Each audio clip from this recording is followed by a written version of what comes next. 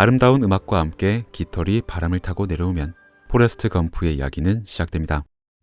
그런데 이 장면에서 포레스트의 신발을 자세히 살펴보면 진흙이 잔뜩 묻어있는 것은 물론 여기저기 애져서 구멍이 나기까지 하죠.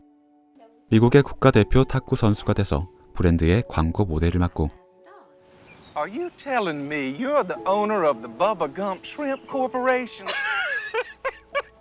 새우잡이를 해서 거대 기업의 회장까지 됐었던 포레스트. 그러니 신발을 살 돈이 부족한 것도 아니고 거기다가 지금은 평생의 사랑인 제니를 만나러 가는 중요한 날인데 포레스트는 왜 이렇게 낡고 더러운 신발을 신고 있었던 걸까요?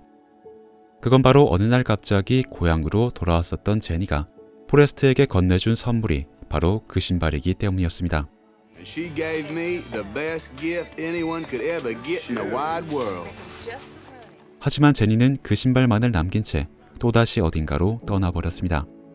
그래서 포레스트는 상실감에 파묻힌 시간을 보내다가 결국 세상 최고의 선물을 신은 채로 미국 전역을 뛰어다니게 되었죠. 그렇게 포레스트와 함께 온 세상을 함께 누비다가 돌아온 신발은 이제 낡고 더러워졌지만 포레스트는 신발끈을 바꿔가면서까지 그 신발을 절대로 버리지 않았습니다. 그렇게 기나긴 시간과 함께 더러워졌던 신발과는 정반대로 포레스트에게는 아주 깨끗하게 입었던 옷이 하나 있었습니다. 바로 그의 달리기 실력을 알아보고 스카웃을 해갔었던 대학의 미식축구팀 유니폼이 그랬는데 자세히 보면 다른 선수들의 유니폼은 바닥에 구르고 부딪혀 온통 더러워진 반면 포레스트의 유니폼만큼은 먼지 하나도 묻지 않은 채로 완벽하게 깨끗한 모습을 보여주고 있죠. 이건 포레스트의 달리기가 너무 빨라서 그 어떤 선수도 포레스트에게 닿지 못했기 때문일 겁니다. 그리고 이 영화에는 달리기와 관련된 또 다른 뒷이야기가 있습니다. 영화가 끝난 뒤에 올라오는 엔딩 크레딧을 보면 주연인 톰 행크스 말고도 또 다른 행크스인 짐과 엘리자베스가 등장하는데 짐작하시겠지만 이들은 톰 행크스의 친가족으로 짐은 친동생, 엘리자베스는 친딸입니다. 친동생인 짐 행크스는 러닝 더블로 영화에 출연했었는데 포레스트가 미국 전역의 명소를 뛰어다니는 장면을 실제 로케이션으로 찍으려다 보니 여건상 시간을 많이 들일 수 있는 달리기 대역이 필요하게 되었다고 합니다.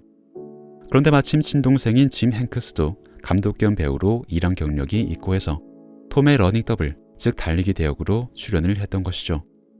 그래서 저는 정확히 어떤 장면이 톰이고 어떤 장면이 짐인지 구별을 해보기 위해 몇 번이나 이 장면들을 되돌려 봤었습니다. 하지만 이렇게 일부러 고개를 푹 숙이고 달리거나 아니면 옆과 뒷모습의 실루엣만 잡히는 식으로 구도를 잡아놔서 사실상 분간을 하는 게 거의 불가능했죠. 거기다 짐 행크스는 톰이 연기했었던 토이스토리의 우디 목소리를 똑같이 흉내내기도 했는데 You listen to this. Ha! Boy, am I glad to see you. Is that you? No, it's my brother Jim. Is it really? 그래서 실제로 몇몇 비디오 게임이나 토이스토리 관련 상품들에는 톰 행크스가 아닌 짐 행크스가 대신해서 녹음을 하기도 했었다고 합니다. 물론 가장 중요한 토이스토리 원작의 목소리는 모두 톰 행크스 본인이 맞지만 말이죠. Can't sit here. 그리고 또 다른 행크스인 톰의 딸 엘리자베스 행크스는 어린 시절에 포레스트가 처음으로 스쿨버스를 탔을 때 포레스트를 옆자리에 앉지 못하게 하는 여자아이를 연기했었습니다. 물론 진짜 아빠가 아닌 아역을 보면서 연기를 하는 것이긴 하지만 어쨌든 아빠가 연기하는 캐릭터이기에 차마 저리 가라는 대사를 뱉기는 힘들었던 건지 엘리자베스는 조용히 고개를 가로젓는 것으로만 자신의 역할을 채우고 있죠. 영화 속의 포레스트에게는 독특한 버릇이 하나 있습니다. 바로 사진을 찍을 때마다 반드시 눈을 감아버리는 것인데 캐릭터가 이렇게 표현된 정확한 이유나 연출의 의도는 모르겠지만 어쨌든 이런 사소한 요소가 더해짐으로써 포레스트라는 캐릭터에 깊이와 생동감이 부여된 것만큼은 너무나 확실해 보이죠. 그런데 사진을 찍을 때마다 눈을 감아버리는 것과는 다르게 포레스트는 탁구를 칠 때만큼은 절대로 눈을 감지 않았습니다. 그건 바로 포레스트에게 탁구를 알려준 스승님의 가르침 때문이었습니다. 탁구를 잘 치려면 어떻게 해야 하냐는 질문에 No matter what happens, never, ever take your eye off the ball. 라는 대답을 들었었던 포레스트. 그 가르침을 마음 깊숙이 새겨 넣었던 포레스트는 정말로 공에서 눈을 절대로 떼지 않으며 미국의 탁구 최강자가 되었습니다. 물론 절대로 눈을 감지 않아서 탁구로 성공한 뒤에는 또다시 사진을 찍으면서 눈을 감아버렸지만 말이죠. 이처럼 포레스트를 탁구의 길로 또 새우 사업의 길로 인도하는 계기가 됐었던 베트남 전쟁. 포레스트가 베트남에서 만났었던 직속장교 댄 중이는 이지막 전입을 신고하는 버바와 포레스트에게 단 2개의 당부사항을 말합니다. 1. Take good care of your feet. 2. Try not to do anything stupid like getting yourself killed. 하지만 신병들을 가르친답시고 던졌었던 그 살벌한 당부의 말은 오히려 댄 중이 자신에게 되돌아오게 됩니다. 댄 중이는 작전 중에 결국 자신의 발을 잃어버리고 I know my position is danger close. We got Charlie all over this area. I gotta have those fast movers in here now. Over. I should have died out there with my men. 오히려 자신이 그 멍청한 짓을 더 극단적으로 저질러 버리니까요. 전쟁에서 회복하기 힘든 상처를 입고 오랜 기간 동안 삶의 의미를 찾지 못했었던 댄 중이, 그리고 그런 댄 중이를 연기했었던 배우 게리 시니즈에게는 실제로 베트남 참전 용사인 처남 잭 트리스가 있었습니다. 게리 시니즈가 영화 속에서 항상 차고 다녔었던 저 목걸이는 잭 트리스가 베트남에서 키우던 강아지의 꼬리표에서 가져온 것이라고 하죠.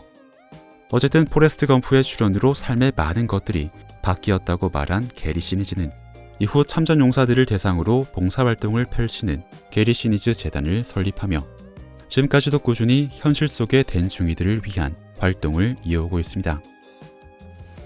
I'm talking about a shrimp catching boat. I've been working on shrimp boats all my life. 포레스트가 군대에서 만났던 또 다른 인연, 버바에게는 꿈이 있었습니다. 바로 언젠가는 고향인 알라바마로 돌아가 가문 대대로 내려오는 새우 사업을 이어가겠다는 것이었죠. 그래서 버바는 자신의 꿈을 잊지 않기 위해 헬멧에 이렇게 적어 놓았습니다.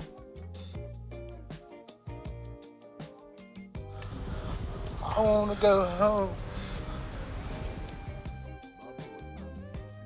이렇게 전쟁의 참상을 직접 목격한 뒤에 미국으로 돌아온 포레스트. 대통령에게 훈장을 받으러 온 김에 워싱턴 주변을 구경하던 포레스트는 얼떨결에 반전주의자들의 무리에 뒤섞이게 됩니다. 그리고 시위를 방해하러 온 반대 세력이 마이크 선을 끊어버린 와중에도 요청받은 전쟁에 대한 한마디를 최선을 다해 이야기하죠. That's all I have to say about that. 결과적으로는 정말로 한마디만 들리게 됐지만 대본상으로 포레스트가 했던 전체 연설은 사실 이런 내용이었다고 합니다. 가끔 베트남에 간 사람들은 다리 한쪽을 잃어버린 채로 집으로 돌아옵니다. 또 어떤 이들은 아예 돌아오지 못하기도 하죠. 그건 나쁜 일이에요. 제가 할 말은 그게 전부입니다.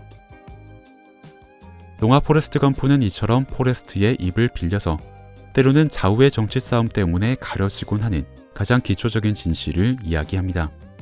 그래서 반전을 명분으로 내세우면서도 자신은 태연하게 폭력을 휘두르는 그런 이중적인 인간에게 포레스트는 가장 기초적인 진실을 일깨워 주었죠. 하지만 그런 사건에도 불구하고 제니는 아직 고향으로 돌아올 마음이 없었습니다. 그래서 포레스트는 어쩔 수 없이 제니에게 작별 인사를 건네게 되는데 자세히 보면 포레스트의 주먹에는 어젯밤에 벌어진 일의 흔적이 이렇게 선명하게 남아 있습니다. He doesn't mean it when he does things like this. It doesn't. I would never hurt you, Jenny. 제니를 생각하는 포레스트의 마음이 어떻든 일단 자신의 삶을 살고 싶어하는 제니. 그런 제니를 붙잡고 싶은 포레스트는 제니에게 피스 사인을 보내며 어필을 해보지만 제니가 탄 버스는 속절없이 그에게서 멀어지기만 합니다. 그런데 보낼 수밖에 없다는 이성적인 판단과 붙잡고 싶다는 진심 어린 욕심이 내면에서 충돌한 탓일까요? 오른손을 흔들던 포레스트는 나머지 왼손으로도 조용히 피스 사인을 만들어 보입니다. 물론 그런다고 제니가 돌아올 리는 없겠지만 이건 그만큼 제니를 향한 포레스트의 마음이 간절했음을 보여주는 장면이 아닐까 싶습니다. 그렇게 가까워지고 멀어지기를 반복했던 포레스트와 제니의 관계. 고향에서 입었던 상처와 자기 혐오에서 벗어나기 위해 전국을 떠돌던 제니는 다시 고향으로 돌아와 포레스트의 집 앞에 영원히 머물게 됐습니다. 그렇게 남은 제니의 마지막 흔적을 바라보며 자신이 겪었던 삶에 대해 이야기하는 포레스트. 그런데 이 감동적인 장면에서도 사실은 어설프고 귀여운, 그래서 슬픈 디테일이 하나 있습니다. 포레스트가 말하기로 제니는 You died on a Saturday morning. 토요일 아침을 마지막으로 눈을 감았는데 정작 묘비에 적혀있는 1982년 3월 22일은 사실 월요일이었습니다. 아마도 포레스트가 요일을 착각하고 있었고 주변 사람들이 묘비를 만들면서 바로 잡아주지 않았을까 싶은데 이렇게 감동적인 장면에서까지 우픈 디테일을 챙기는 게 가장 포레스트 검프다운 모습이지 않을까 싶습니다. 생전에 제니는 가수의 꿈을 꾸며 싸구려 술집에서 노래를 부른 적이 있었습니다. 포레스트가 목격한 장면에서의 노래는 밥 딜런의 블로잉 인 더 윈드였는데 반보수주의 운동이 한창이었던 당시의 시대상과 맞물린 이 노래에는 언젠가 찾아올 자유, 평화에 대한 염원이 담겨 있었습니다. 그렇기 때문에 제니가 이 노래를 부른 건 이후에 반전주의자 그룹에 합류하는 것과 연관이 있기도 하지만 평생 동안 그녀가 바라왔던 그녀 자신의 평화와 진정한 자유에 대한 염원 때문이기도 했을 겁니다.